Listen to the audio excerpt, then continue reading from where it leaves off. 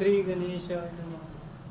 भगवान महादेवांना किंवा शिवलिंगावरती केतकीचे फूल किंवा केवड्याचे फूल अर्पण करू नये.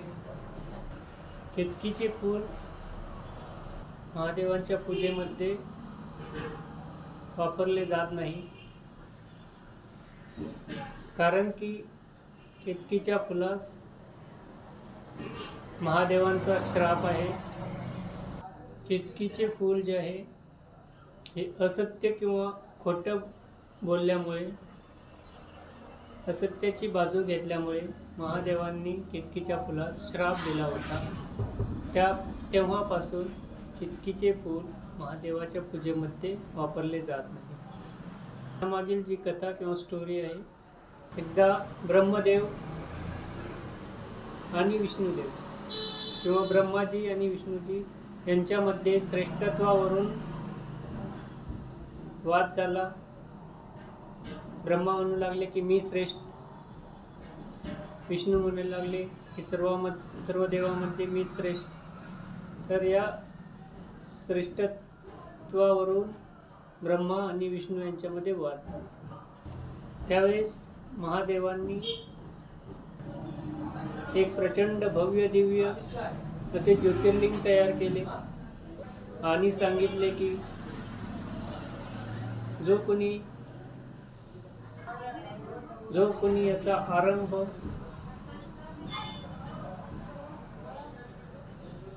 सुरुवात व अंत, शेवट शोधून काढेल तो श्रेष्ठ, तो सर्वात श्रेष्ठ देव. अशा प्रकारे ब्रह्माजी हंस रूपाने आकाशाच्या दिशेने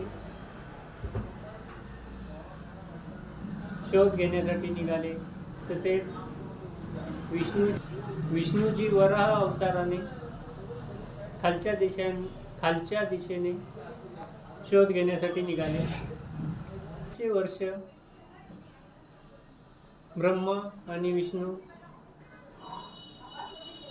हे भ्रमण करत राहिले, शोध घेण्याचा प्रयत्न करत राहिले, पण कोठेही त्यांना आरंभ आणि अंत यांचा शोध लागला.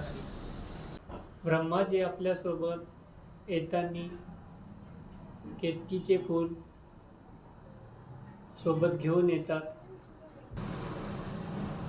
ब्रह्माजी केतकीच्या फुलाला खोटं बोलण्यास सांगतात की ब्रह्माजींनी आरंभ शोधून ब्रह्माजींना या ज्योतिर्लिंगाचा आरंभ सापडला आहे. पुरावा म्हणून हे केतकीचे फूल सोबत घेऊन आलेले आहेत. अशा प्रकारे ते ब्रह्मदेव स्वतःला श्रेष्ठ सिद्ध करण्याचा प्रयत्न करतात.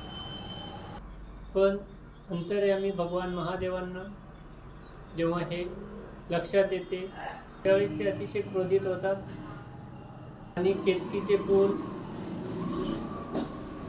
ज्यांनी असत्याची बाजू घेतली त्यामुळे त्याला शिवजीकडून श्राप भेटला. अशा प्रकारे केतकीच्या फुलाचा शिवपूजेमध्ये वापर केला जातो. तसेच ब्रह्माजीही खोटं बोलले, त्यामुळे त्यांनाही महादेवांकडून श्राप भेटला.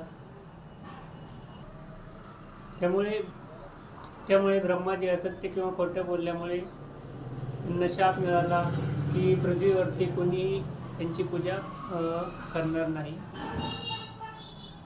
सत्य बोलणे, खोटं बोलणे यामुळे केतकीचे फूल किंवा केवड्याचे फूल हे महादेवांना अप्रिय आहे. त्यामुळे ते महादेवांना शिवलिंगवरती अर्पण करत नाही.